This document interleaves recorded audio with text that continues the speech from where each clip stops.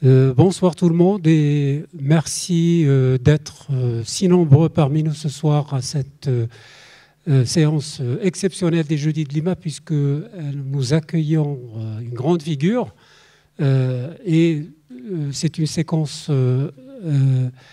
dans la programmation des Jeudis de Lima qui accueille habituellement des personnalités politiques, des penseurs, philosophes et j'en passe. Et nous avons le plaisir d'accueillir ce soir Thomas Piketty. Et je vous avoue que cela fait plus d'un an que je lui cours après pour solliciter donc son intervention. Et on avait échangé et c'était l'opportunité, donc la sortie, la traduction de son livre en arabe qui nous a permis donc de concrétiser cette rencontre. Et je le remercie vivement d'avoir accepté d'être donc parmi nous ce soir. Et il fallait évidemment trouver un sujet. Et il a proposé donc le sujet qu'il va traiter ce soir, capital et inégalité, une perspective moyen-orientale. Alors là, c'est vraiment une surprise pour nous parce qu'on aimerait bien savoir et l'entendre parler justement et développer sa réflexion sur cette thématique. Voilà.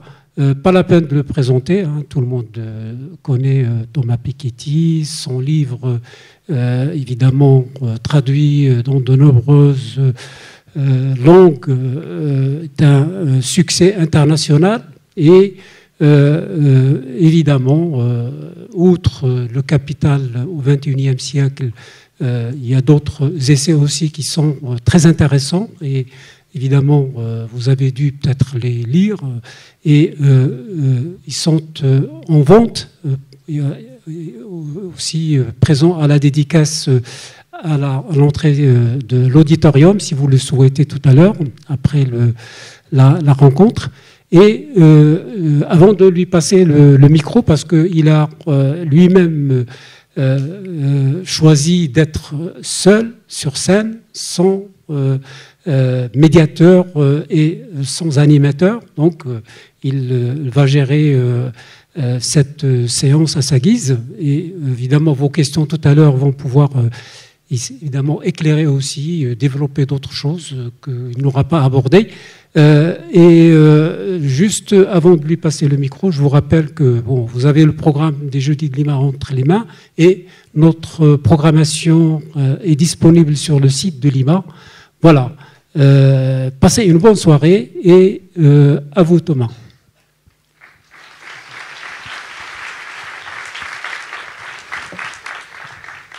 Merci. Je suis seul sur la scène, mais j'espère surtout qu'on va pouvoir parler et débattre, et donc je vais essayer de ne pas parler excessivement longtemps, et je compte sur vous pour m'arrêter ou me dire quand je m'approche des 5 minutes avant l'heure que nous nous sommes fixés, pour qu'on ait surtout le temps d'échanger. Je voudrais dire, d'abord, moi, mon bonheur d'être ici, à titre personnel, l'Institut du monde arabe, c'est un endroit, je l'ai vu construire. J'habitais, quand j'étais jeune étudiant, chez mon grand-père, de l'autre côté de la Seine, je voyais construire. Il se trouve que je m'y suis marié il y a quelques années dans la salle du Haut Conseil à l'Institut du monde arabe. Et puis, plus sérieusement, et de façon plus importante, comme étudiant, j'ai essayé d'apprendre l'arabe. J'ai fait un certain nombre d'années d'arabe. Je me souviens des cours de Ouda Ayoub, qui était notre professeur d'origine libanaise à l'ENS, avec le professeur en titre, Daniel Reg, qui avait écrit le dictionnaire et toutes les méthodes. Et j'étais pas très doué, pour vous dire la vérité. Je suis pas très doué en langue, mais j'avais au moins une curiosité, une volonté je sentais un intérêt pour la culture et la civilisation arabe. J'ai jamais atteint un niveau très élevé, mais j'ai passé 2 étés consécutifs au Caire en 90, 91, à suivre des cours intensifs, à essayer d'apprendre. Et je me vois encore avec mes cassettes du Coran pour essayer d'apprendre la prononciation correcte. Bon, je vous dis, je n'ai jamais atteint un niveau très élevé, donc je ne veux pas m'appuyer.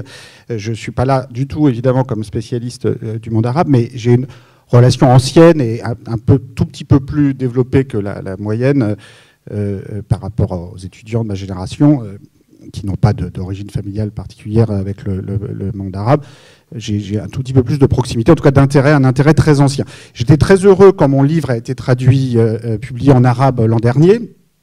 De façon générale, Ce qui m'a fait, donc j'ai écrit ce livre, donc le Capital au XXIe siècle, qui est paru en français en 2013, qui, chose tout à fait étonnante, en est aujourd'hui à près de 3 millions d'exemplaires vendus dans le monde, ce qui témoigne du fait que, je pense d'abord, il y a beaucoup de buzz et de chances qui peuvent faire que certains livres marchent mieux que d'autres. Je n'ai évidemment pas la prétention de penser qu'il est 1000 fois mieux que tous les excellents livres qui se vendent 3000 exemplaires. Je pense qu'il y a beaucoup de chance, d'effets de mode. Ce qui m'en fait surtout plaisir dans la diffusion de ce livre, c'est le côté très, très équilibré sur la planète, multilangue, enfin je ne sais pas comment dire. C'est-à-dire que la langue anglaise, sur les 2,5 millions, entre 2,5 millions et 3 millions d'exemplaires vendus, on est actuellement, représente 600 000, ce qui est à la fois beaucoup, mais ce qui est à peine un quart. Ce qui veut dire que les 3/4 de la planète lisent d'autres langues que l'anglais. Lisent le français, lisent le brésilien, lisent le chinois, lisent le japonais, lisent le turc, lisent le russe, toutes sortes de langues. L'arabe aussi, malheureusement, un peu moins que ce que j'aurais aimé. C'est vrai que c'est la comparaison de ce point de vue-là avec la langue turque, si je compare les deux éditions arabes et turques de mon livre, disons, le lectorat en langue arabe, évidemment, est potentiellement beaucoup plus important, et en pratique, la diffusion, je pense, a été 5 ou 6 fois plus faible en langue arabe qu'en langue turque, avec un prix de vente 5 ou 6 fois plus élevé. Et il y a sans doute des phénomènes de blocage aussi d'éditeurs qui partent du principe que le marché en langue arabe est très faible, donc mettent un prix très élevé pour rentrer dans leurs frais, et le résultat, c'est que personne ne peut l'acheter tellement il est cher, et donc on est dans un système de cercle vicieux qui est quand même un peu dommage quand je compare avec l'édition turque ou avec d'autres éditions. Voilà, je voulais dire ça. Je suis très heureux que le livre soit finalement disponible en arabe.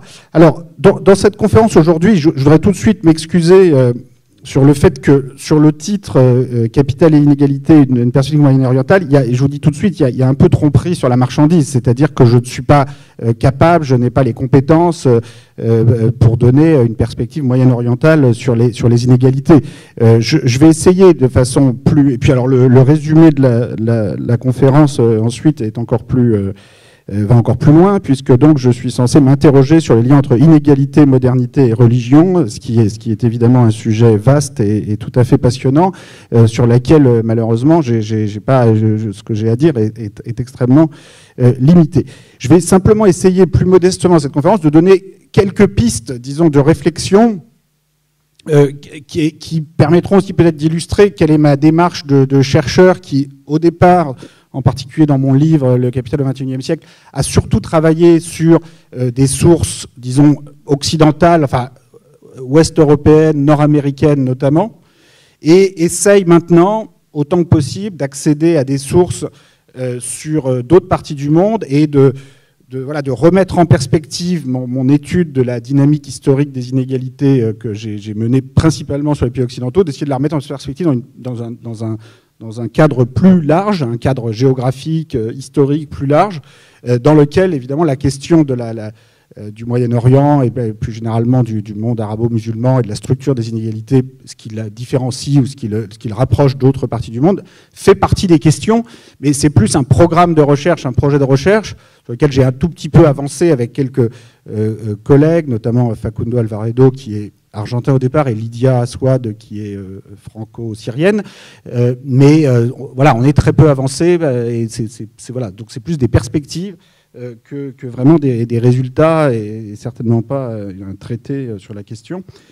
On n'en est pas là du tout. Donc, dans cette conférence, cette conférence va s'organiser autour de trois points principaux. Le premier point, je vais essayer un peu de résumer rapidement d'où je pars, c'est-à-dire les recherches que j'ai menées jusqu'ici, en gros sur le régime inégalitaire occidental, c'est-à-dire la structure des inégalités en Europe de l'Ouest, en Amérique du Nord, et comment ce régime inégalitaire s'est transformé au cours du XXe siècle, essentiellement à la suite de chocs extrêmement violents, des révolutions, des guerres qui ont entraîné un changement de régime politico-économique permettant de réguler les inégalités, avec aujourd'hui, depuis quelques décennies, une forme de remontée des inégalités, mais qui reste quand même loin du niveau du XIXe siècle.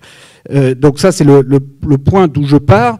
Le deuxième point, ce sera d'essayer de mettre en perspective ces enseignements autour des dynamiques des régimes inégalitaires occidentaux à travers d'autres régimes inégalitaires qu'on peut qualifier à des degrés divers d'extrêmes, dans le sens où on observe des niveaux d'inégalité dans certaines parties du monde, au Brésil, en Afrique du Sud, d'une certaine façon en Inde, qui peuvent être beaucoup plus élevés que ce qu'on observe en Europe. Et de ce point de vue-là, le Moyen-Orient, même si on sait peu de choses et que les sources sur en particulier la structure de la propriété, la structure des patrimoines sont très réduites au Moyen-Orient, tout ce qu'on sait sur les inégalités de revenus suggère que si on prend la région dans son ensemble, avec une grande région de 250-300 millions d'habitants, mais de taille qui n'est pas incomparable au Brésil ou à l'Europe occidentale ou aux États-Unis, on a des niveaux d'inégalité de concentration des richesses et des revenus qui sont sans aucun doute les plus élevés du monde, qui sont, disons, la région, on définit une région comme ça, comme un bloc de quelques centaines de 200-300 millions d'habitants, on a un niveau d'inégalité qui ne se retrouve nulle part ailleurs dans le monde. Et je voudrais, dans cette deuxième partie, un peu m'interroger sur ce que ça signifie, sur les origines. Les conséquences, elles peuvent être multiples et dramatiques. Elles peuvent contribuer évidemment à l'instabilité de la région. Mais je serais plus modestement à essayer de décrire factuellement, comparer factuellement ces différents régimes inégalitaires extrêmes dans le monde.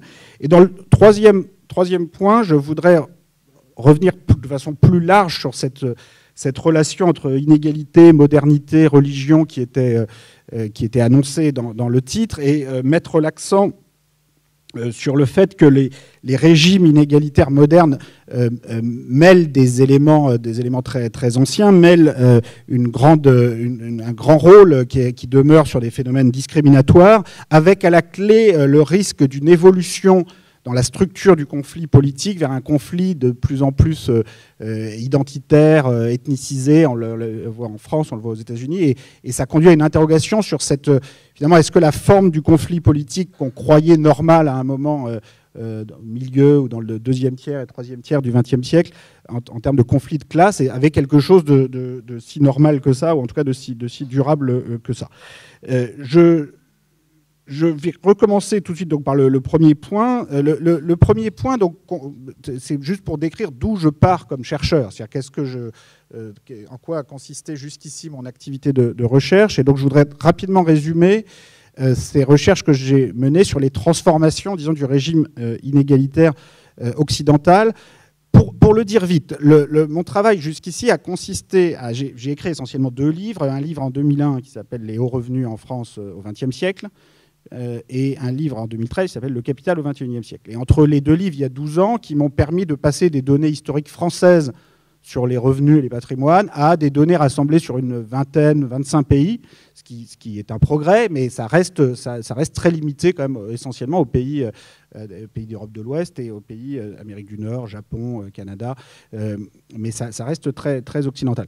Le travail a consisté essentiellement à collecter des données issues des archives des déclarations de revenus. Donc la France, par exemple, crée son impôt sur le revenu par la loi du 14 juillet 1914, du 15 juillet 1914 plus précisément.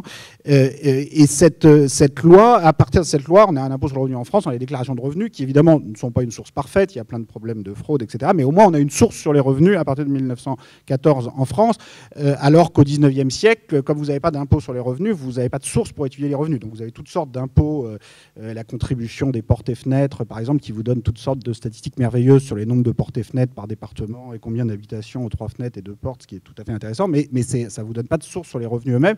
Donc à partir de 1914, on peut étudier les inégalités de revenus.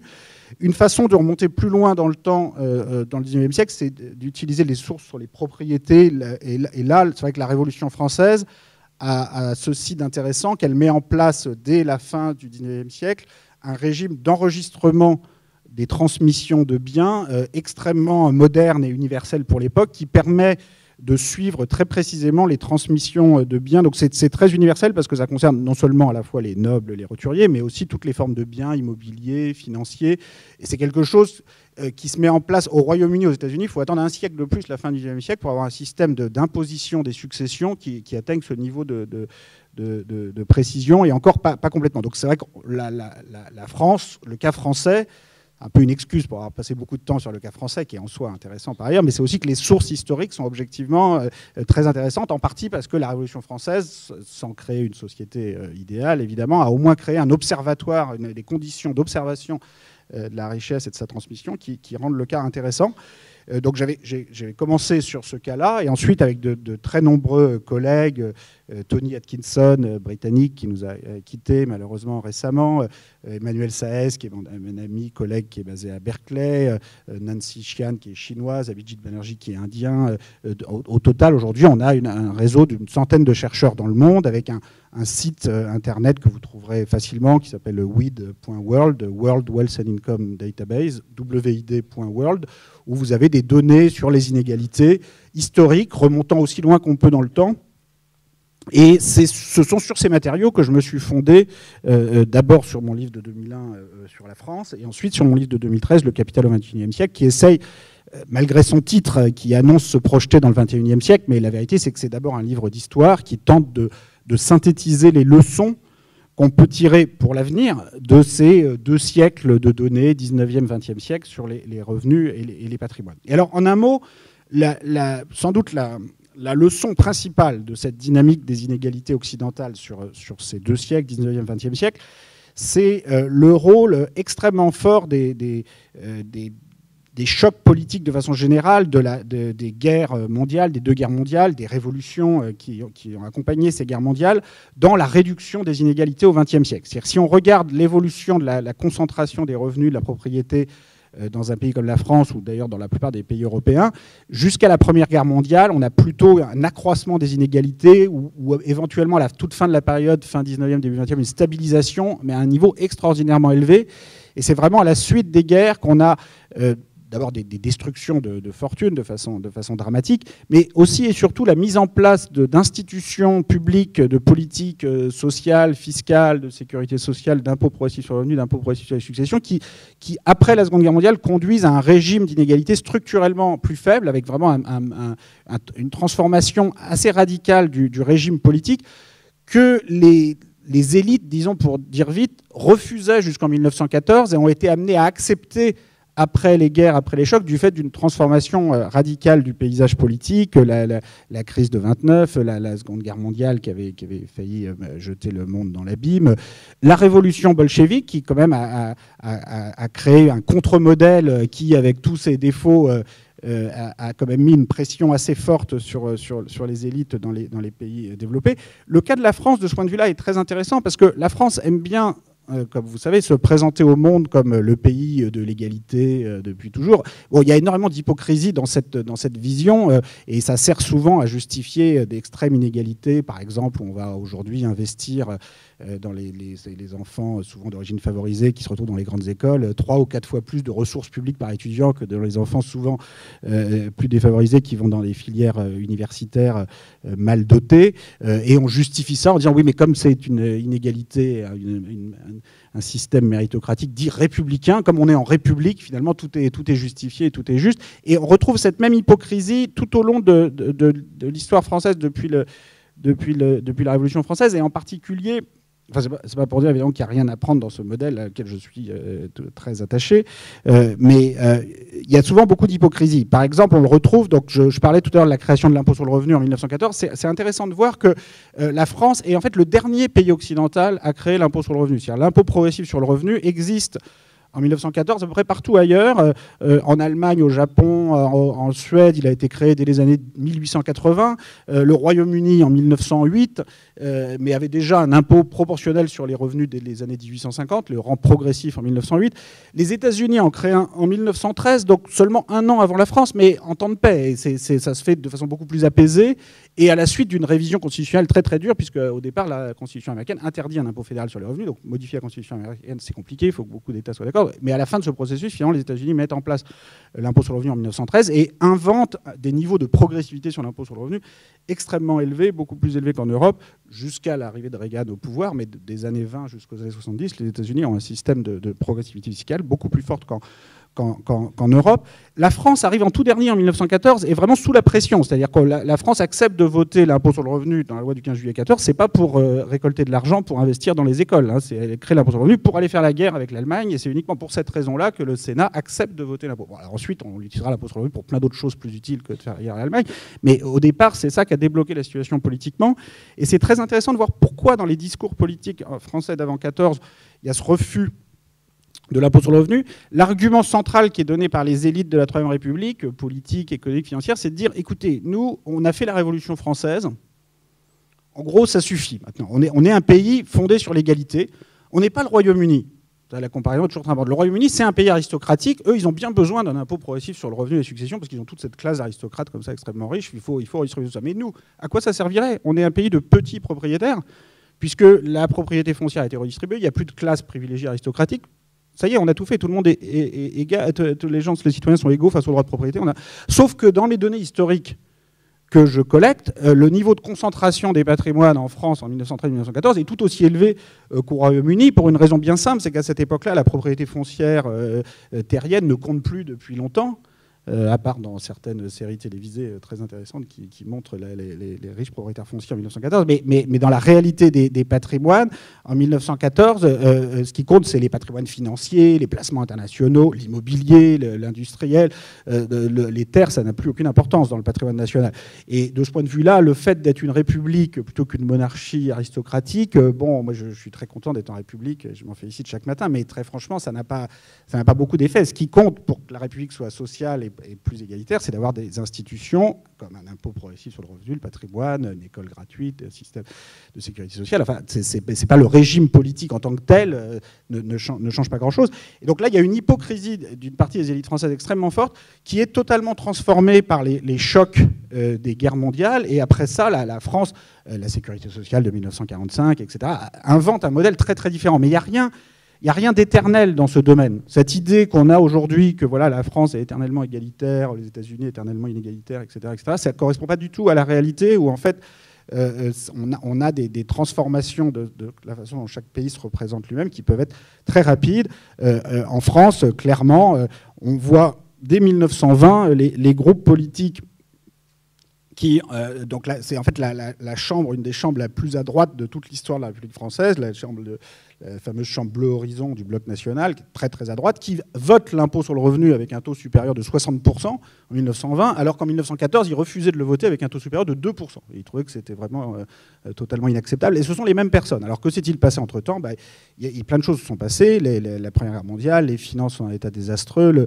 Et puis la révolution bolchevique fait que les grèves, l'inflation, les salaires ont partout leur pouvoir d'achat. Et finalement, même des gouvernements qui au départ étaient complètement contre se retrouvent à devoir aller prendre l'argent là où il est pour essayer de combler les déficits, etc. Donc tout ça pour dire, par rapport à je pense que ces leçons de l'histoire par rapport aux situations qu'on peut avoir aujourd'hui sont intéressantes parce que d'abord on se rend compte que les gens au pouvoir ne font pas toujours ce qu'ils ont prévu avant d'être au pouvoir. Souvent, ils n'ont pas prévu grand-chose d'ailleurs, donc ceci explique cela.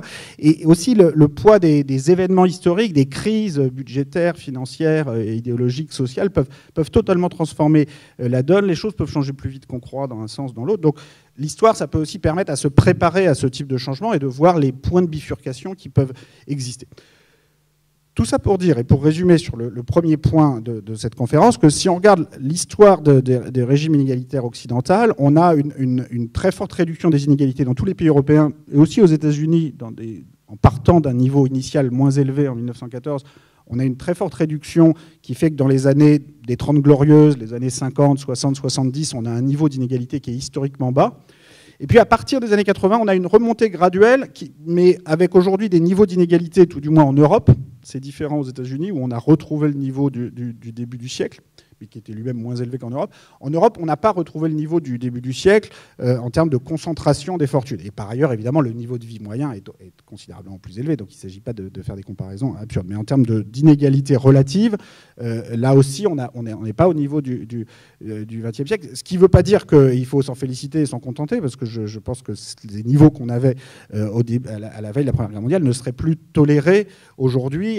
Juste pour donner un ordre de grandeur, moi, ce que je vois dans mes archives successorales parisiennes de 1914, à l'époque où certaines élites politiques décrivaient le pays comme un pays de petits propriétaires très égalitaires, bon, à Paris, vous avez 1% de la population qui détient plus de 70% du patrimoine au décès, et vous avez à l'inverse les 2/3 de la population qui meurent sans aucun patrimoine, avec simplement quelques effets personnels qui payent à peine les frais d'obsèques, comme le père Goriot un siècle avant, et en 1913, on a un niveau de concentration de la propriété. Juste à l'époque, le cadastre est organisé d'une façon telle que l'essentiel des immeubles, vous ne pouvez les posséder que dans leur totalité. C'est-à-dire que vous ne pouvez pas posséder un appartement individuel. Donc ça donne juste une idée de le type de concentration de la propriété. Donc, évidemment, aujourd'hui, on n'en est pas là. Bon, mais ce serait une situation qui serait, je pense, difficilement acceptable, mais vers laquelle il n'est pas impossible, graduellement, sans qu'on s'en rende compte complètement, de retourner. Donc, je pense qu'une des leçons de cette histoire des inégalités dans les pays occidentaux, c'est qu'il faut toujours se méfier d'une espèce de déni qu'on retrouve souvent chez les élites politiques, financières dans différents pays, qui consiste à nier la réalité de certaines évolutions. Il ne s'agit pas non plus de toujours dire que les choses sont toujours pires, etc., parce que je pense qu'il y a des points qui sont positifs, il y a des institutions sociales, des institutions qui continuent aujourd'hui de fonctionner, mais en même temps, il ne faut rien prendre comme donné. La réduction des inégalités dans les pays occidentaux, c'est faite ne s'est pas faite naturellement. C'est pas un processus. Enfin, il n'y a jamais rien de naturel dans les évolutions économiques. Ça dépend d'abord des systèmes légaux, institutionnels, politiques que se donnent les différents pays. Mais là, vraiment, dans cette histoire des inégalités au XXe siècle dans les pays occidentaux, c'est encore moins naturel que d'habitude, dans le sens où on a vraiment la politique, la violence parfois, qui joue un rôle central. Et voilà, ça ne veut pas dire qu'il n'y a que des chocs comme ça qui peuvent permettre de réguler les inégalités à l'avenir, mais justement, si on veut essayer de faire mieux, c'est bien quand même de prendre conscience de cette évolution, de ce passé. Alors maintenant, si je laisse de côté ce qu'on peut apprendre de l'étude de ces régimes occidentaux, je voudrais dire d'emblée que, une des grandes limitations de mon livre et de mon travail plus généralement jusqu'ici, c'est ce côté très, très, très occidentalo-centré, voire parfois un peu franco-centré. Alors j'ai quelques excuses qui sont que les sources disponibles peuvent être plus simplement existent davantage, mais je pense quand même que ça pose un problème parce qu'au-delà de la question de la limitation sur les sources, c'est le regard qu'on porte sur la dynamique des inégalités en général.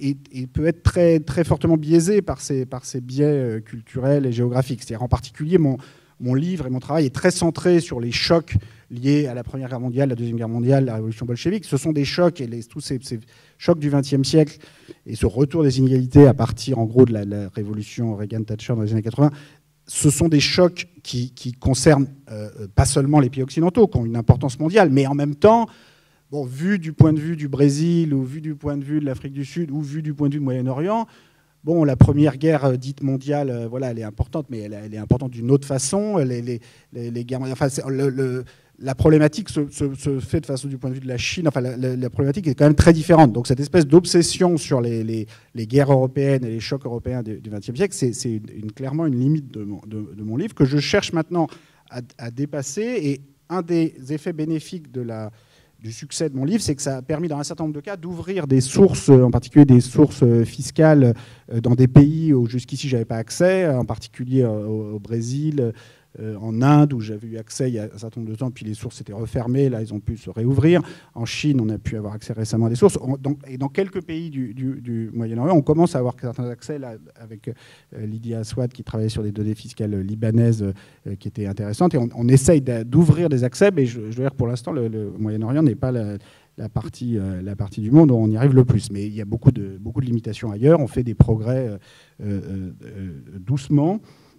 Et vous verrez, si vous regardez la carte des pays couverts sur le site que je vous indiquais tout à l'heure, WID.world, il y a beaucoup de trous, mais on essaye de remplir les choses. Alors, si on veut résumer rapidement ce qu'on peut conclure sur ces comparaisons de niveau d'inégalité entre grandes parties du monde, la situation actuelle, c'est que l'Europe, dans son ensemble, a un niveau d'inégalité qui est plutôt plus faible que ce qu'on peut observer ailleurs dans le monde, plus faible déjà que celui des États-Unis, ce qui n'était pas du tout le cas il y a un siècle. Au contraire, l'Europe était plus inégalitaire que les États-Unis. Juste pour donner quelques ordres de grandeur, si vous prenez les 10% de la population ayant les revenus les plus élevés, si vous étiez dans une situation d'égalité complète, il devrait avoir 10% du revenu total. Ça n'arrive pas, évidemment. Mais s'ils en étaient en une situation d'inégalité complète, ils auraient 100% du revenu total. Ça n'arrive pas non plus. Dans le monde réel, on est typiquement entre soit 20-30% du revenu total, ça va être les pays les plus égalitaires qu'on ait jamais rencontrés, la Suède au début des années 80 ou quelque chose comme ça. Et quand les plus inégalitaires, on peut monter à 60-70%, voire un peu plus du revenu total, si on avait vraiment la société esclavagiste absolue avec 90% d'esclaves, genre Saint-Domingue avant la Révolution française, on pourrait arriver à des niveaux comme ça. Bon, donc c'est pour fixer vraiment les bornes extrêmes. Donc si on essaye de placer les différentes parties du monde entre ces bornes extrêmes, l'Europe actuellement, on est autour de 30%, 30-35% du revenu total pour les 10% les plus riches. Aux États-Unis, on va s'approcher plutôt de 50%. Et il y a un siècle, en 1914, l'Europe était aussi à 50%, voire un peu plus, et les États-Unis, par contre, étaient un peu en dessous, 40-45%. Si on met ça en perspective par rapport à d'autres pays du monde, on trouve des régions dans le monde qui ont des niveaux d'inégalité encore plus élevés. Typiquement en Amérique du Sud, le Brésil est un cas très clair, où on va être plutôt à 55-60% du revenu total pour les 10% les plus riches. En Afrique du Sud, on est aussi autour de 60%. On voit que dans tous ces exemples-là, Brésil, Afrique du Sud et d'une certaine façon États-Unis aussi, on a quand même les traces d'inégalités raciales et de très violentes discriminations entre groupes sociaux, souvent avec un passé esclavagiste très lourd, dont on voit encore la trace. Bon, dans le cas des États-Unis, voilà, on a l'esclavage jusqu'en 1865, ou dans le sud des États-Unis, c'est quand même 40% de la population qui est esclave encore en 1865. Donc vous sortez de ça, ça laisse des traces très durables. En Afrique du Sud, bon, c'est encore plus clair, puisque jusqu'en 1994, vous avez en gros, vous avez toujours aujourd'hui 10% de blancs, 90% de noirs, mais jusqu'en 1994, les 90% de noirs étaient parqués littéralement dans certaines zones du territoire, ensuite on les a autorisés à sortir, mais par contre, toutes les inégalités antérieures qui étaient qu'en particulier, ils n'avaient pas le droit de détenir le moindre bout de terre ou le moindre bout de propriété ailleurs que dans des réserves, ça n'a jamais été changé, c'est-à-dire qu'il n'y a eu aucune réforme agraire, aucune redistribution de la propriété, ce qui est quand même inhabituel, parce que en France, après la Révolution française, il y a quand même un peu de redistribution des terres, pas beaucoup, mais un petit peu. Il y a surtout beaucoup de pays, par exemple en Asie, après la Seconde Guerre mondiale, au Japon, en Corée, vous avez des réformes foncières en 1945 qui redistribuent les terres de façon quand même assez importante. Et c'est important aussi dans la mise en place d'un système social, de financement, de l'éducation, de services publics. Je ne dis pas que c'est facile à faire et il ne s'agit pas de jeter la pierre, mais je constate juste que dans le cas d'un pays comme l'Afrique du Sud, ça n'a pas été fait. Et donc l'inégalité blanc-noir continue d'être absolument des écarts abyssaux et avec des niveaux d'inégalité extrêmement élevés. Le Brésil, c'est le dernier pays à avoir aboli l'esclavage en 1887, tout dernier. À ce moment-là, il y a quand même un tiers de la population qui est esclave en 1887. Donc après, il y a plein de mélanges, de métissage, et tout ça s'oublie, mais s'oublie oui et non. C'est-à-dire qu'il y a aussi quand même des origines inégalitaires régionales, avec des populations, des taux d'esclavage dans différentes régions qui étaient très très différents, de façon différente que le sud des États-Unis par rapport au nord des États-Unis, mais quand même un passif extrêmement lourd. Et donc quand on regarde les endroits les plus inégalitaires dans le monde aujourd'hui, je dirais qu'on voit quand même les traces et la prégnance encore des questions de discrimination raciale, les traces d'un très lourd passif, souvent esclavagiste. Enfin, disons, l'inégalité moderne combine des éléments modernes, des éléments anciens, et tous ces éléments profondément discriminatoires, on aurait bien tort de s'imaginer qu'ils n'existent plus, et je reviendrai là-dessus tout à l'heure. Mais parfois, on a une espèce de vision... les gagnants du système, entre guillemets, ont toujours tendance à développer des espèces d'histoires, la conte de fées sur l'origine des inégalités et leur évolution. Et donc, en particulier, il y a toute une vision, disons, techno-méritocratique des inégalités, consistant à dire que vraiment aujourd'hui, c'est pas du tout comme hier. Les inégalités résultent du mérite de chacun, du talent qui permet de mieux faire avancer la technologie pour le bien collectif, etc. Et bon, évidemment, ça arrive que la technologie soit utile dans le bien collectif, avec certaines institutions, certains droits, qui sont accordés. Mais il n'y a rien de naturel là-dedans. Et en particulier, on entendait déjà cette vision au XIXe siècle, notamment en France, cette espèce de croyance dans le fait que dès lors qu'on aura retiré les formes les plus extrêmes de discrimination, par exemple liées à l'ancien statut aristocratique, l'accès aux différentes professions, alors la modernité industrielle, technologique, naturellement conduira à des inégalités raisonnables, apaisées, méritées, justes. Bon, quand on regarde les différentes régions du monde aujourd'hui et qu'on voit quelles sont les régions les plus inégalitaires, voilà, qu'il s'agisse du Brésil, des États-Unis, l'Afrique du Sud, on est sur du lourd passif discriminatoire. Et alors, de ce point de vue-là, le cas du Moyen-Orient est extrêmement frappant, et parce que, bon, on connaît peu de choses, les données dont on dispose sont limitées, mais on peut tout de suite dire, avec les données dont on dispose, que si on prend le Moyen-Orient dans son ensemble, donc si on va de l'Égypte à l'Iran, en passant par la Syrie, l'Irak, l'Arabie Saoudite, la péninsule arabique. Bon, ouais, on peut discuter jusqu'où on va, mais on a une région de l'ordre de 250-300 millions d'habitants qui n'est pas incomparable en taille aux pays d'Europe de l'Ouest, aux États-Unis, au Brésil, et qu'on essaye de faire l'exercice consistant à mesurer les inégalités de revenus dans cette vaste zone. Et je ne cherche pas à prétendre qu'elle soit particulièrement homogène. Si on essaye de comparer, au moins c'est une taille comparable aux zones que j'ai nommées, on a un niveau d'inégalité de revenus qui dépasse tout ce qu'on peut voir ailleurs. C'est-à-dire qu'on a fait des estimations avec Facundo Alvaredo, Lydia Assouad, en mettant les données dont on disposait sur les enquêtes auprès des ménages dans ces différents pays, qui très certainement sous-estiment fortement l'inégalité, en particulier sur le haut de la distribution. Mais néanmoins, en les mettant ensemble et en prenant en compte les énormes écarts de PIB et de revenus moyens entre ces pays de la région, on arrive à des estimations. Donc je prenais tout à l'heure cet indicateur sur la part des 10% des revenus les plus élevés dans le revenu total. Je disais l'Europe à 30%, les États-Unis à 50%, le Brésil et l'Afrique du Sud à 60%. On est au moins 60, 70, voire au-delà de 70 sur le Moyen-Orient, peut-être même 75. Bon, à nouveau, les données à l'intérieur des pays qu'on a, il y a très peu de pays pour lesquels on a accès à des données fiscales, qui en tout état de cause ne sont pas parfaites, mais quand même, en général, notre expérience, c'est qu'elles sont un peu plus plausibles que les données d'enquête. Il faut bien prendre conscience du fait que les données d'enquête, où on enquête 1000, 2000, 5000 ménages, et on utilise ça ensuite à la Banque mondiale ou dans d'autres institutions internationales ou nationales pour mesurer les inégalités en Égypte, dans les différents pays de la région, sont des données qui ont des niveaux où les plus hauts revenus sont à des niveaux extrêmement faibles et en fait pas plausibles du tout. Et c'est quelque chose d'ailleurs qui n'est pas propre au Moyen-Orient, qu'on observe dans tous les pays. En Argentine, si vous croyez l'enquête officielle de la Banque mondiale, il n'y a personne qui a plus de 3 fois le revenu moyen. Bon, c'est pas très plausible. Et au moins, les données fiscales d'impôt sur le revenu, il y a quand même une contrainte derrière, c'est-à-dire c'est pas juste de l'autodéclaration. Et même quand l'administration n'est pas parfaite, on observe des niveaux d'inégalité, que ce soit en Argentine, en Chine, enfin dans tout un tas de pays dont a priori on pense que l'administration fiscale n'est pas forcément parfaite. On a quand même des niveaux d'inégalité beaucoup plus élevés que dans les enquêtes, donc beaucoup plus plausibles. Au Moyen-Orient, malheureusement, il y en a très peu de pays sur lesquels on a donné accès à ces données. Je citais tout à l'heure le cas du Liban, mais on essaye beaucoup, mais on a du mal à accéder à ces données. Souvent parce que les administrations partent du principe que le système marche tellement mal que c'est même pas la peine d'utiliser les données. Je pense que c'est un mauvais principe parce que c'est pas parce que le système marche mal qu'il faut ne pas regarder. Je crois qu'au contraire, c'est si on veut essayer de l'améliorer, essayons d'utiliser les données qui en sortent, on se rendra compte que c'est moins lamentable, entre guillemets, que ce qu'on pourrait croire. C'est toujours, il y a quand même un appareil d'État, alors ça dépend où, mais qui fonctionne mieux souvent que ces enquêtes faites par les organisations internationales qui pêchent souvent beaucoup par naïveté dans leur méthode. En tout cas, en prenant cette borne inférieure de l'inégalité qu'on a à partir des enquêtes dans ces différents pays, en les mettant ensemble sur l'ensemble de la région, on a un niveau d'inégalité au Moyen-Orient qui est sans conteste, je crois, le plus élevé du monde. Au moins aussi élevé qu'au Brésil, en Afrique du Sud, et sans doute un peu plus élevé. Alors évidemment, les origines de l'inégalité au Moyen-Orient sont très différentes.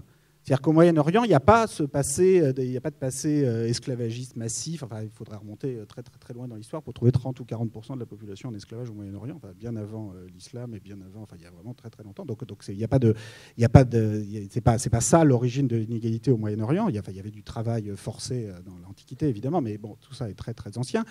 Donc il n'y a pas de discrimination raciale massive qu'on dit à ça. L'origine de l'inégalité au Moyen-Orient, on la connaît très bien, c'est la concentration des ressources pétrolières puis financières dans des endroits très localisés, parfois sur des territoires presque sans aucune population. Donc je donne dans mon livre à quelques endroits des comparaisons entre le budget total du système éducatif dans un pays comme l'Égypte, qui a quand même maintenant presque 100 millions d'habitants, et dont le budget total du système éducatif est 100 fois plus faible que les ressources pétrolières allant à quelques centaines de kilomètres de là, à des territoires qui ont moins d'1 million de population. Donc on a un niveau d'inégalité à quelques centaines de kilomètres de distance qui est vraiment inouïe, qui est liée et qui a une origine d'une certaine façon beaucoup plus moderne que les inégalités brésiliennes ou sud-africaines dont je parlais tout à l'heure, puisque c'est vraiment la géographie du pétrole, et doublée quand même d'autres éléments qui transforment ça en inégalité très durable. Le système financier international qui permet de transformer à partir de fonds financiers souverains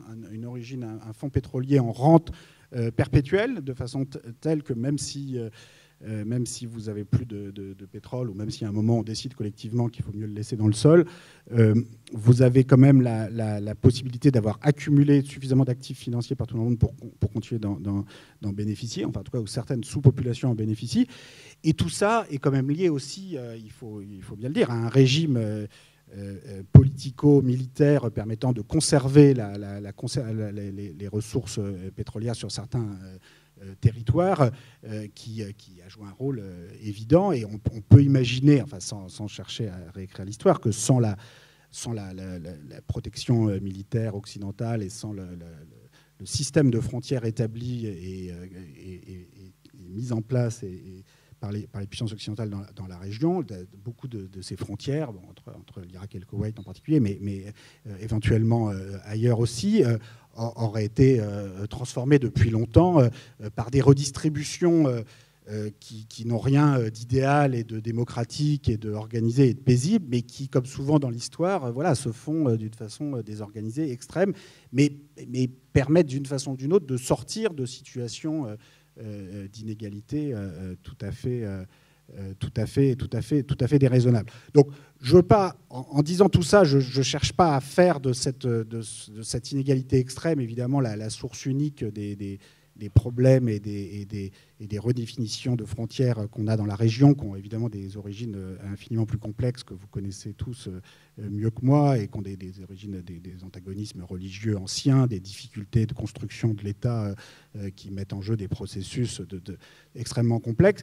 Il reste que ce niveau extrême d'inégalité de concentration des fortunes ne doit pas aider dans un processus de cette nature. C'est-à-dire que ça complique quand même sérieusement les choses. Je pense que la question de l'inégalité, de façon générale, est une question centrale pour la construction d'un État légitime. C'est toujours difficile à accepter, l'inégalité.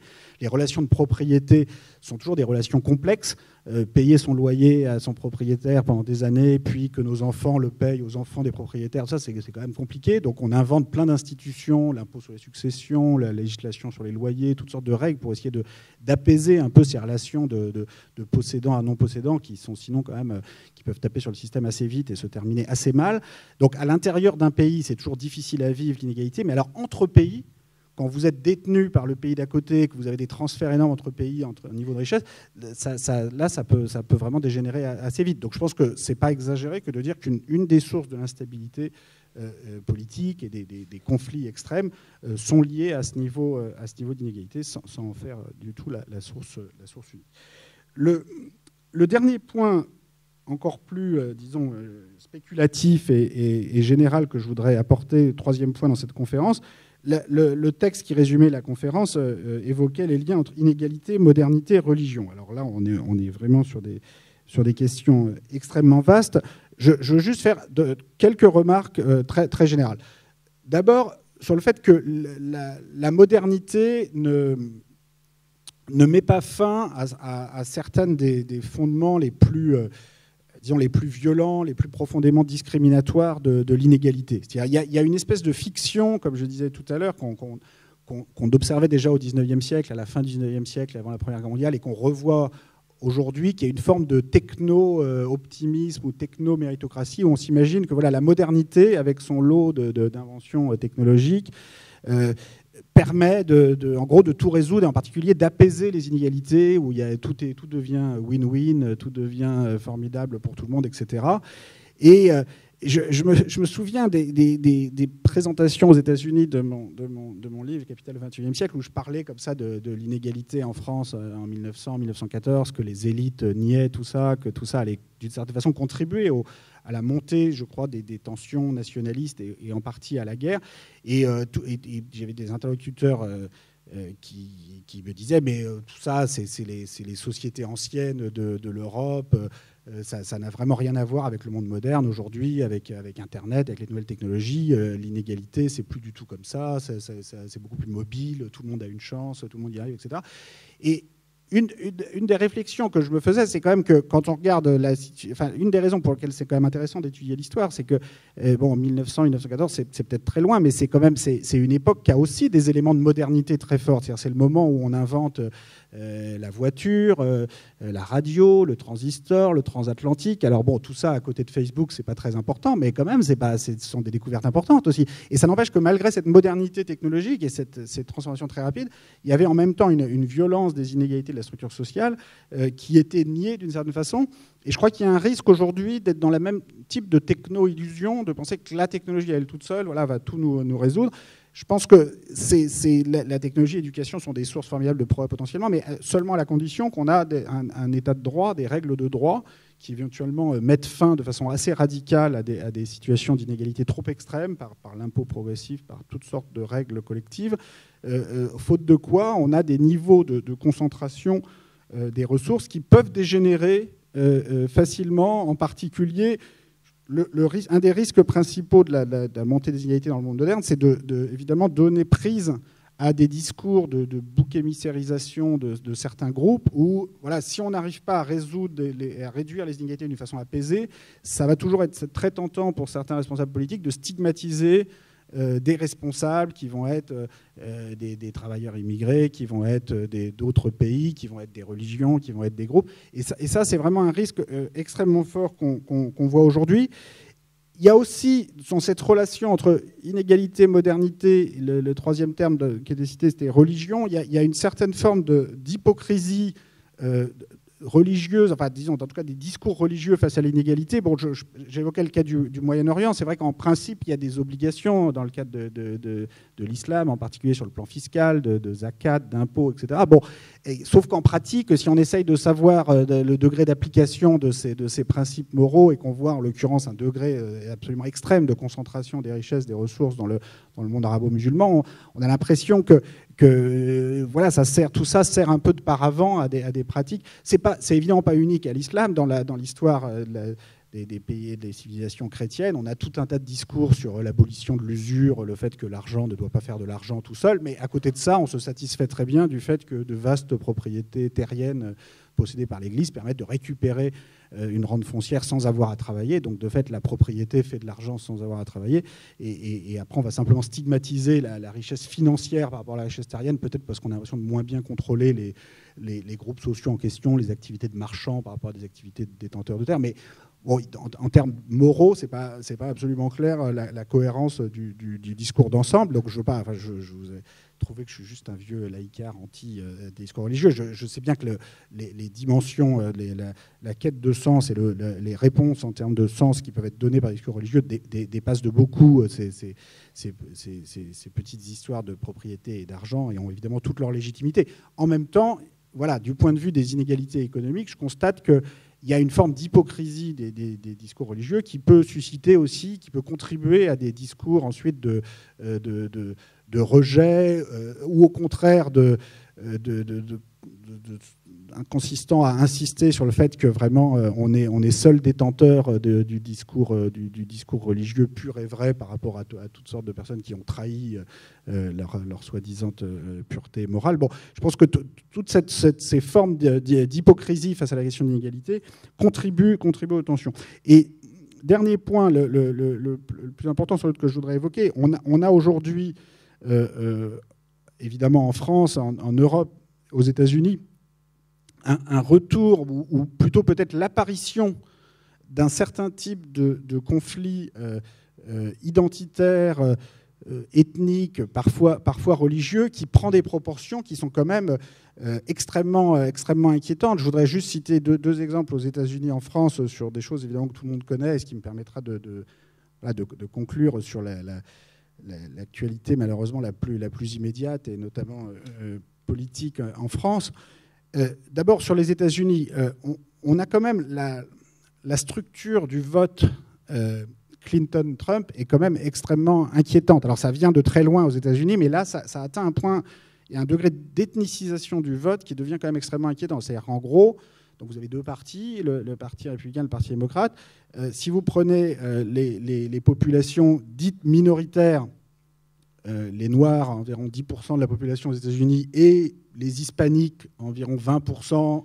Enfin, on est sur les gens qui ont voté à l'élection, on est sur à peu près 30%, et donc, bon, en incluant d'autres minorités, mais qui sont pas très importantes. En particulier, les États-Unis, qui aiment se présenter comme le pays du multiculturalisme, ne connaissent pas, comme vous savez, enfin, l'islam, les minorités d'origine de pays de confession musulmane, c'est moins de 1% aux États-Unis, donc c'est à peu près autant qu'en Hongrie. Hein, ça n'existe pas. Ça suscite beaucoup d'énervement et beaucoup de défiance, un peu comme en Hongrie d'ailleurs, mais dans le fond, ça n'existe. Enfin, ce n'est pas très significatif par rapport, en tout cas, à des pays comme la France ou l'Allemagne. On peut avoir 6, 8, 10% de population d'origine culturelle musulmane, ou en Inde, à l'autre extrémité du monde arabo-musulman, on est aussi à 10, 15%. Là, on parle vraiment de minorités très, très significatives. Enfin, qui restent des petites minorités, mais significatives, un peu comme la population noire aux États-Unis. 10%, c'est une minorité, mais significative. L'islam aux États-Unis, c'est moins de 1%. Ça n'est pas significatif, en tout cas dans les forces sociales et politiques et électorales en présence. Ce qui est significatif, c'est donc les minorités, avec ce vocable un peu étrange, puisque le groupe en question, noir et hispanique, a représenté 30% du vote, et sa part monte, devrait être 35, 40, 45% du vote dans les 20 années. Et on a une ethnicisation du vote par rapport à ces catégories qui est extrême. Donc, puisque sur ces minorités, on a un vote pour le Parti démocrate qui est de l'ordre de 80%, 90% chez les populations noires, 70, 75% chez les populations hispaniques. Donc 80% des gens votent pour un parti. Et à l'inverse, chez les républicains, on a donc quasiment aucun vote venant des minorités noires et hispaniques. Et on a par contre une majorité structurelle chez les blancs. C'est-à-dire qu'il n'y aurait eu aucun, si seuls les blancs avaient le droit de vote, il n'y aurait aucun président démocrate depuis une quarantaine d'années ou une cinquantaine d'années. Donc on a quand même un degré d'ethnicisation du vote qui est extrêmement inquiétant. Et avec, au sein de la population blanche, un vote qui est maintenant extrêmement majoritaire pour les républicains dans les couches les plus défavorisées de la population, et qui, au contraire, dans les couches plus favorisées en termes de niveau d'éducation, fait à peu près jeu égal démocrates-républicains, voire dans les couches les plus éduquées et pas forcément les plus riches financièrement, une majorité démocrate. Donc on a une structure du conflit politique qui est quand même extrêmement perturbante par rapport à la vision qu'on pouvait avoir du conflit de classe gauche-droite classique, entre guillemets, mais qui en fait n'a rien de classique, qui a existé à un certain moment dans l'après-guerre ou au XXe siècle, ou d'une certaine façon au XIXe siècle en Europe, mais qui en fait correspond à une configuration assez spécifique historiquement. Et là, on a quelque chose qui est quand même assez inquiétant, parce que si on prolonge les courbes et que les minorités viennent à 40-50%, et s'il n'y a pas des compromis qui se nouent et des conflits qui se font sur autre chose que ces appartenances, ces perceptions d'antagonisme absolu, c'est quand même... si à la fin on est à 50-50 et qu'il y a une moitié qui vote presque à 100% pour un parti et l'autre presque à 100% pour l'autre parti, qu'est-ce qu'on fait? Enfin, c'est quand même pas très rassurant. Alors on n'en est pas du tout là, mais il y a quand même des formes et on voit bien que la stratégie électorale de Trump, de ce point de vue-là, était d'une très grande clarté, c'est-à-dire consistait à dire aux pauvres blancs, pour résumer, voilà, ton ennemi n'est pas le riche blanc que je suis, ton ennemi est le pauvre noir, le pauvre hispanique, et si on lui tape suffisamment dur sur la tête au pauvre noir, au pauvre hispanique, ton sort va s'arranger. Et voilà, il y a cette création d'un conflit volontairement ethnicisé, identitaire, qui évidemment, on voit bien comment ça peut bénéficier à certaines personnes comme ça, mais le fait que ça marche et que ça puisse se structurer de cette façon durable est quand même extrêmement inquiétant. Et dans le cas français, on est dans une situation qui est différente, parce que, enfin, dans le cas français ou européen, parce qu'on n'a pas cette minorité hispano-noire qui est en passe de devenir la majorité comme aux États-Unis. Donc on est dans une situation très différente, mais on a quand même des formes de clivage politique qui se fait quand même autour de la minorité de culture ou d'origine de culture musulmane, qui est évidemment très prégnante. Hein. On a les enquêtes d'ailleurs dont on dispose lorsqu'on a des questions sur les pratiques religieuses ou les origines en termes de pays de naissance des parents permettent d'estimer que la minorité de culture musulmane en France, qui va représenter l'ordre de 10% de la population, 8-10% de la population, vote à gauche à 90%, à peu près dans la même proportion que les Noirs aux États-Unis votent démocrate, ce qui d'ailleurs peut se comprendre, hein, très honnêtement, lorsqu'on entend les discours tenus par l'extrême droite, ou la droite supposée moins extrême, mais qui a tendance à l'être aussi, sur ces questions. Donc et à l'inverse, l'extrême droite et la droite fait évidemment son fonds de commerce de la stigmatisation de ce groupe minoritaire, alors même que la réalité est celle d'une discrimination professionnelle massive à l'embauche pour des jeunes nés en France d'origine culturelle musulmane et en particulier d'origine nord-africaine, puisqu'on a là des études quand même extrêmement fouillées, extrêmement convaincantes. Je pense à des travaux récents de Marianne Walfer qui envoie des milliers de CV. Alors, par rapport aux études précédentes, l'avantage, c'est que c'était des études où c'est pas sur un tout petit nombre de grandes entreprises qui, parfois, d'ailleurs, cherchent à avoir des pratiques plus positives. Mais là, c'était des milliers de CV envoyés sur des emplois, plutôt des emplois dans des petites et moyennes entreprises ou des entreprises de taille intermédiaire, et des emplois normaux, entre guillemets, enfin, c'est-à-dire un peu qualifiés, mais pas très, très qualifiés non plus, des emplois, par exemple, de comptables, où on envoie beaucoup de CV, des milliers de CV, et on change le prénom, donc Mohamed au lieu de Michel, etc. On a des taux de réponse aux milliers de CV envoyés qui chutent complètement à 1 ou 2. Enfin, je veux dire, c'est vraiment extrême. C'est-à-dire, si vous mettez Michel sur le même CV, les mêmes stages, le même diplôme, etc., vous avez 20% de chance d'avoir un entretien. Toc, vous tombez à 2% si vous remplacez par Mohamed. Et le résultat le plus déprimant de ces résultats, c'est que c'est encore pire lorsque vous avez...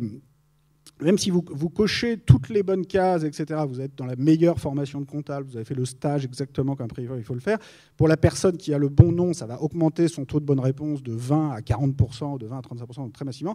Pour la personne qui a le mauvais nom, il passe de 2 à 2,5%, ou de 2 à 3%. Donc ce sont des résultats très déprimants parce qu'ils ne peuvent qu'engendrer un niveau de frustration et c'est très extrême. Et évidemment, quand il y a des forces politiques qui, face à ça, expliquent au reste de la population, bah, écoutez, il suffirait de taper encore un peu plus fort sur la tête de ces personnes pour améliorer la situation des autres, il y a quelque chose de profondément révoltant et répugnant. Et en plus, un discours d'autant plus facile à tenir dans le cas français que, pour le coup, la minorité est structurellement très minoritaire, alors que dans le cas américain, les choses sont un peu plus compliquées parce que la majorité blanche a peur de perdre la majorité, donc on est sur un cas de figure beaucoup plus complexe.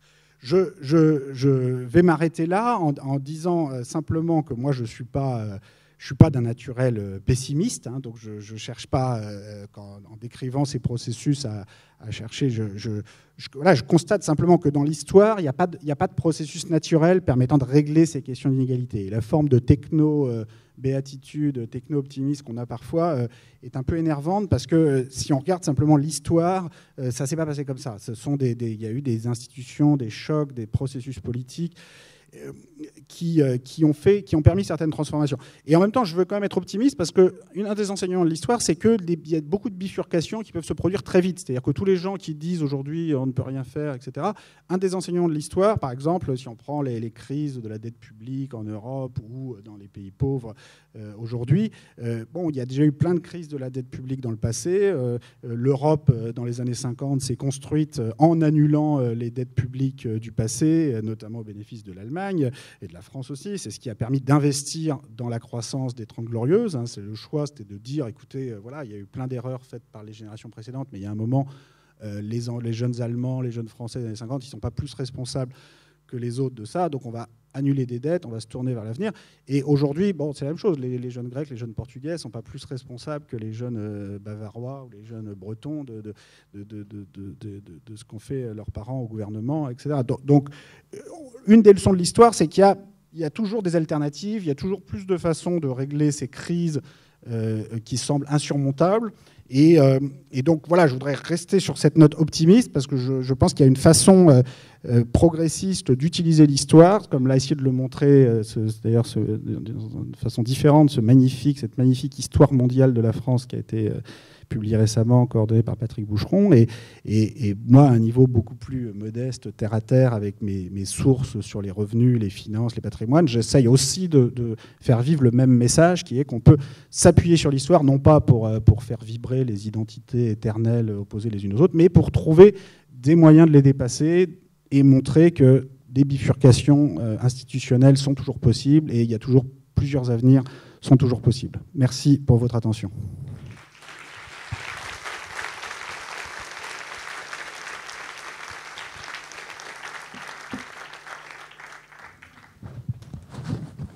J'avais pas le souvenir que j'avais fait le choix d'être complètement tout seul comme ça, mais c'est très bien.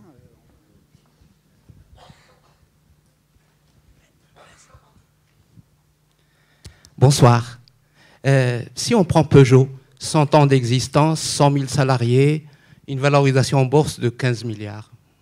Si on prend WhatsApp, quelques années d'existence, 50 salariés, une valorisation en bourse de 19 milliards. Alors, est-ce que ça ne veut pas dire que le vrai paradigme qui a changé, c'est que le travail n'est plus la seule source de richesse, de valeur? Et dans ce cas, qu'est-ce qui fait cette valeur que crée WhatsApp? C'est l'existence de milliers de gens connectés. Donc leur existence. Ce qui justifie un revenu universel d'existence. Je crois que vous êtes dessus. Mais ça, on peut faire confiance au GAFA pour le faire. Il y a le patron de Bail qui vient de lancer une expérience de revenu universel inconditionnel au Kenya.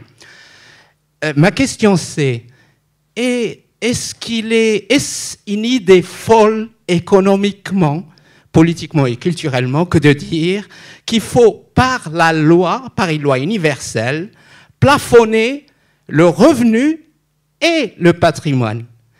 D'ailleurs, il y a le banquier américain Morgan qui dit « Moi, je ne prête pas au patron qui se fait payer plus que 20 fois le salaire moyen de son entreprise. » Et je crois qu'il y a aussi Ford qui vient d'instaurer un salaire maximum égal à 100 fois le salaire médian dans l'entreprise. Merci. Alors, non seulement c'est pas une idée folle, mais d'une certaine façon, ça s'est déjà vu. Alors, au niveau universel, peut-être pas tout à fait, mais si vous prenez dans un pays comme les États-Unis, qui est aujourd'hui vu comme le paradigme des inégalités, en fait, les États-Unis, de 1930 à 1980, donc pendant quand même un demi-siècle, si on fait la moyenne sur toute cette période, sur 50 ans, le taux supérieur de l'impôt sur le revenu, qui s'appliquait aux revenus très très élevés, mettons au-delà d'1 million de dollars de revenus annuels, était en moyenne de 82%. Donc ça a été pendant très longtemps même de 91%. C'était la fameuse Victory Tax, l'impôt de la victoire voté par Roosevelt en 1941. Il y avait besoin de recettes fiscales et voilà, il voulait aussi réduire les inégalités aux États-Unis. Ça s'est appliqué jusqu'aux années 60. Parfois, c'était 70. Par exemple, à la veille de l'arrivée de Reagan au pouvoir en 1980, c'était 70. Donc, c'était parfois 91, parfois 70. En moyenne, c'était 82. C'était uniquement l'impôt fédéral sur le revenu. Après, les États américains avaient chacun un impôt sur le revenu de 5, 10, 15%. Donc, vous voyez, si vous faites la somme, vous n'êtes pas tout à fait à 100%, mais vous n'êtes pas loin, 90, 95%. Alors, ça s'est appliqué, non pas pendant quelques années, mais pendant un demi-siècle, de 1930 à 1980. Ça, c'est sur les revenus. Maintenant, sur les patrimoines, vous aviez en fait la même chose sur les successions. Alors, ce n'était pas chaque année sur les patrimoines, mais sur les successions, vous aviez aux États-Unis des taux de 70, 80%, pareil, pendant un demi-siècle. Ça venait d'ailleurs d'assez loin. C'était, vous avez cette très forte crainte aux États-Unis à partir de 1900, 1910, 1920 d'atteindre des niveaux de concentration de la richesse considérés comme non démocratiques. Et elle a peur de devenir comme la vieille Europe. Alors aujourd'hui, ça nous paraît fou comme idée, mais à l'époque, les États-Unis, c'est ça qui leur fait peur, c'est de devenir aussi inégalitaire que l'Europe aristocratique. Et ils se voient, comme Tocqueville les avait décrits en 1820, comme un pays plus égalitaire qui justement permet la démocratie. Donc vous avez ce discours incroyable d'Irving Fisher, qui est ce grand économiste américain, président de l'Association américaine d'économie en 1919, tout sauf un gauchiste, plutôt centre-droit, voire droite, qui fait un grand discours à ses collègues économistes américains, qui dit, écoutez, les États-Unis sont un pays formidable, mais il y a quand même un problème. Donc on est en 1919, c'est les inégalités s'approchent des niveaux européens.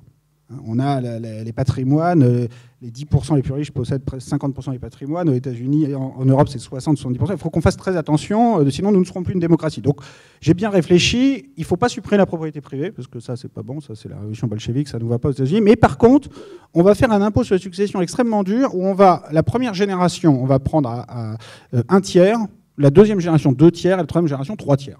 Et c'est pratiquement ce qu'ils ont fait.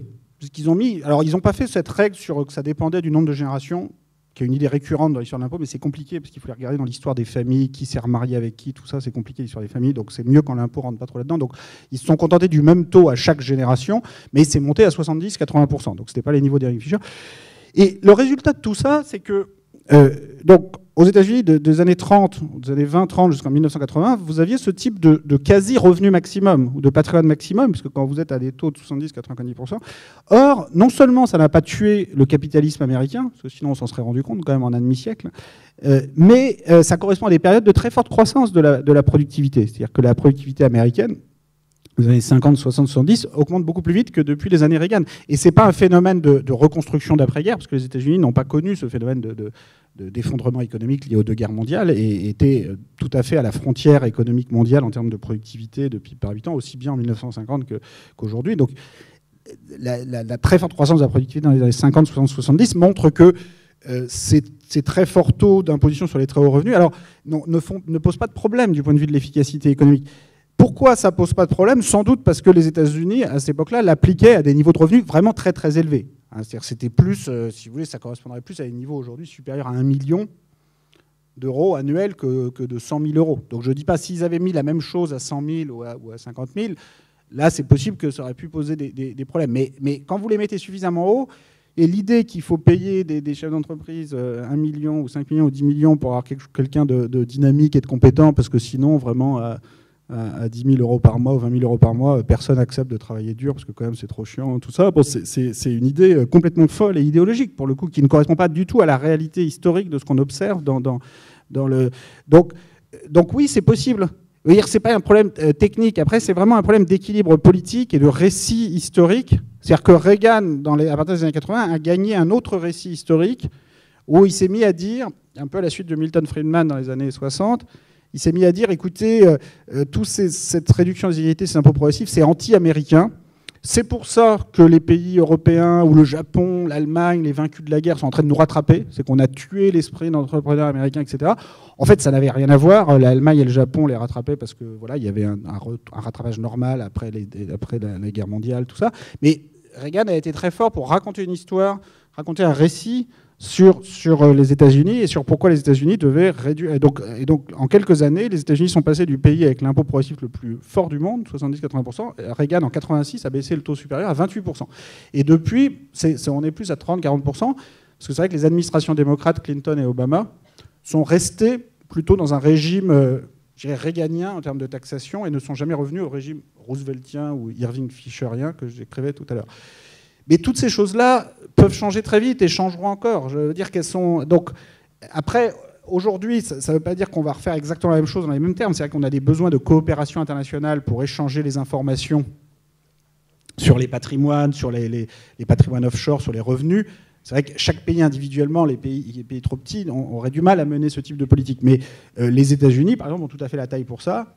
Les pays européens, ou en tout cas une partie d'entre eux, s'ils s'unissaient, ont tout à fait la taille pour ça. Vous savez, il y a quelques années, on disait la Suisse est tellement puissante, on ne pourra jamais s'attaquer au secret bancaire suisse. Puis bon, en fait, il a suffi que les États-Unis menacent la Suisse de retirer les licences bancaires aux banques suisses voulant opérer aux États-Unis pour que d'un seul coup, la Suisse accepte de réviser toutes ses lois bancaires pour transmettre automatiquement aux États-Unis le nom des contribuables américains ayant des comptes en Suisse.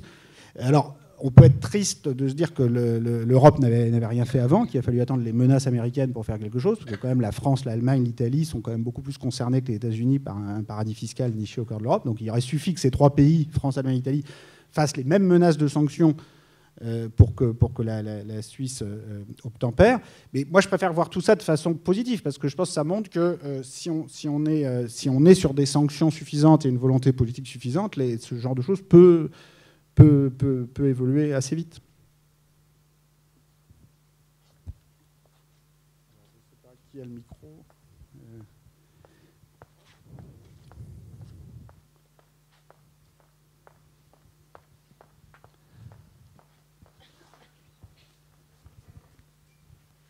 Merci. Je voulais juste revenir sur ce que vous avez dit du Moyen-Orient, qui se cachait derrière, enfin, qu'il y avait des impôts qui étaient liés à l'islam. Pour autant que je sache, ils sont très bas. Ça n'a strictement rien à voir avec des 40 et des 70%. Je n'ai pas les pourcentages exacts en tête. Mais quand vous dites qu'ils se cachent derrière, oui, ils se cachent vraiment derrière, parce que c'est vraiment ridiculement bas à côté de ce que vous avez. Là, vous venez de parler de 80%. Il me semble que c'est moins de 1-2%. Je n'ai pas la valeur exacte, mais je crois que c'est très bas. Je ne sais pas si vous avez les chiffres exacts. Oui, alors d'abord, la réponse rapide, c'est que j'aimerais en savoir plus sur comment, enfin sur les pratiques, non seulement aujourd'hui, mais dans l'histoire, dans différentes parties du monde musulman, sur ces impôts. Et je reçois beaucoup de correspondances de beaucoup de pays musulmans ou de pays européens ou des personnes de confession musulmane m'écrivent et me disent, vous savez, l'impôt sur le capital, c'est vraiment, l'islam est très attaché à ça. Et à chaque fois, je leur fais la même réponse. Je leur dis, est-ce que vous pouvez me transmettre des documentations sur les niveaux d'application et dans différentes périodes historiques. Et parfois, je reçois quelques éléments, mais la plupart du temps, je reçois quand même pas grand-chose. Et donc, j'ai un peu la même suspicion que vous, qui est qu'on se cache derrière. Alors, maintenant, sur les chiffres comme que vous venez d'évoquer, je veux juste préciser quand même un élément, c'est que ces taux d'imposition de 70-80%, vous pouvez les avoir sur les revenus, sur un flux annuel de revenus, sur des revenus très élevés. Vous pouvez les avoir sur un patrimoine au moment d'une transmission successorale, donc une fois tous les 30 ans, ou une fois dans la vie. Vous ne pouvez pas les avoir chaque année sur le patrimoine, parce que sinon, il n'y a plus rien à taxer dès l'année suivante. Si vous prenez 70-80% de patrimoine, donc il ne faut pas...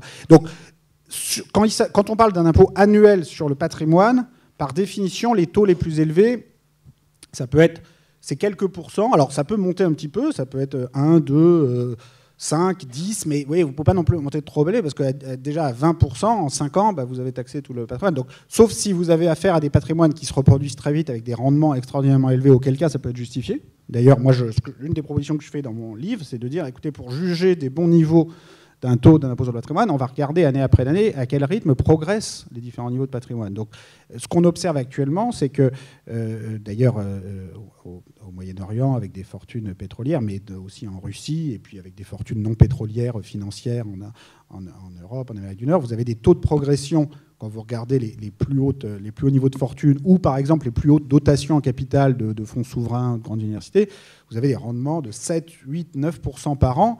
Alors qu'évidemment, le petit patrimoine, le petit épargnant, actuellement, rien que pour avoir 1 ou 2%, il a du mal. Donc vous avez des taux de rendement qui sont très différenciés, et ça peut être une bonne base pour fixer les taux annuels d'impôt sur le patrimoine. Donc par exemple, concrètement, si vous observez que les plus hauts patrimoines progressent naturellement à 7-8% par an, il faut que vos taux d'impôt soient un peu en rapport avec ça. Vous voyez, sur le débat français sur l'impôt sur la fortune, pour rebondir là-dessus, on avait beaucoup entendu cette dernière année, on dit, le taux à un moment était de 2,5%, le taux le plus élevé, et après on a dit non, on va le réduire à 1,5%, parce que quand même aujourd'hui les taux d'intérêt sur la dette publique ne sont pas très élevés. Non mais d'accord, mais sauf que les plus grosses fortunes ne sont pas placées en bons du Trésor. Donc il faut quand même regarder un tout petit peu comment, juste économiquement, quels sont les rendements observés. Si en fait les plus hauts patrimoines ont des rendements effectifs, pas théoriques en bons du Trésor, mais effectifs, compte tenu de la façon dont ils sont placés, de 6, 7, 8%, avec un taux d'impôt de 1 ou 2%, je suis d'accord avec vous, ça va pas le faire. Donc là, il faudra des taux d'impôt... Enfin, tout dépend après quelle est la cible en termes de réduction des inégalités. Mais si on veut juste maintenir les inégalités constantes, que le patrimoine moyen obtient 1 ou 2 ou 3%, que les plus hauts patrimoines ont 7 ou 8, vous voyez que le taux d'impôt pour juste maintenir les inégalités constantes va être plutôt de 4 ou 5 ou plus. Donc, ça renforce votre point qui est que les taux à 1 ou 2 sur des gros patrimoines ne sont pas au niveau, mais ça pourrait quand même pas être non plus 70 ou 80, ou en tout cas pas chaque année. Ça, ce serait sur des très hauts revenus ou sur des transmissions successorales une fois par génération. Mais je suis très intéressé, s'il y a des personnes dans la salle qui connaissent sans doute mieux que moi l'histoire économique, fiscale, financière de pays musulmans ou de telle ou telle région et qui m'enverraient de la documentation sur l'application effective de ces impôts dans différents endroits, j'amasse un peu de documentation, mais je suis sûr que j'en rate beaucoup et donc je suis tout à fait preneur. Bonsoir.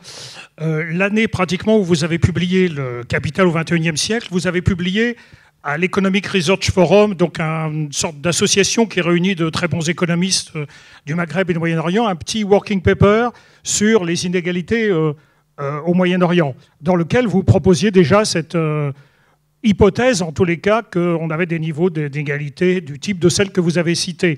Et ça m'a personnellement beaucoup rassuré, parce qu'ayant vécu une vingtaine d'années en Égypte, j'ai constaté, à partir de ce qu'on appelait l'infitah, dans l'ouverture économique, dans les années 70, une croissance évidente des inégalités, simplement indexé aux aux biens de consommation ostentatoires que l'on pouvait voir, ne serait-ce que dans les rues du Caire.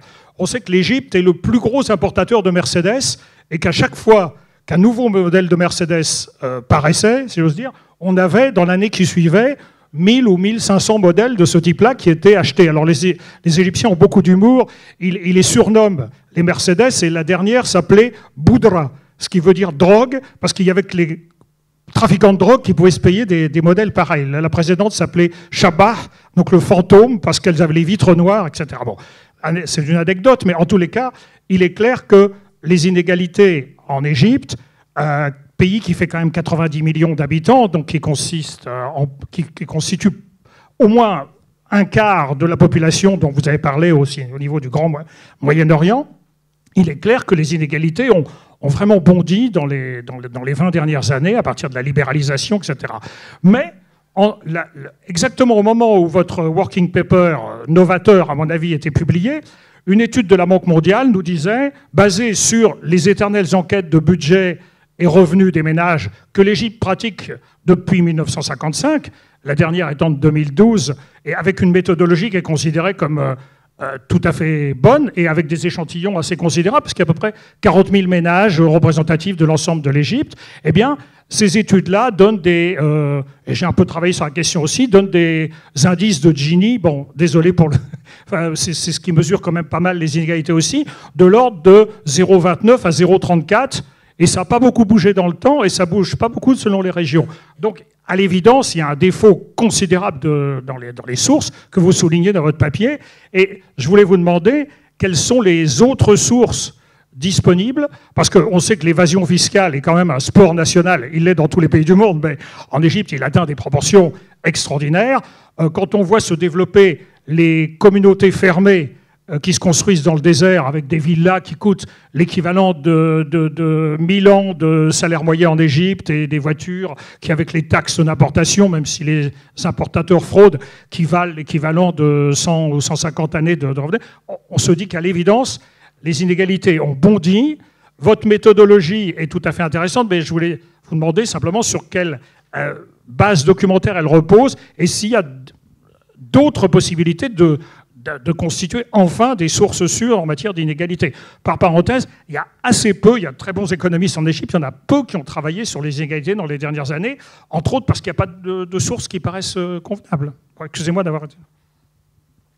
Non, vous soulevez vraiment un point très important. Je pense, oui, qu'il y a parfois un niveau de dénégation des inégalités en Égypte ou dans d'autres pays de la région de la part des organisations internationales qui est assez consternante, parce que finalement, ce sont souvent des résultats, des discours qui sont utilisés pour justifier des politiques d'austérité, pour justifier certaines politiques par rapport au pays qui peuvent être complètement inadaptées.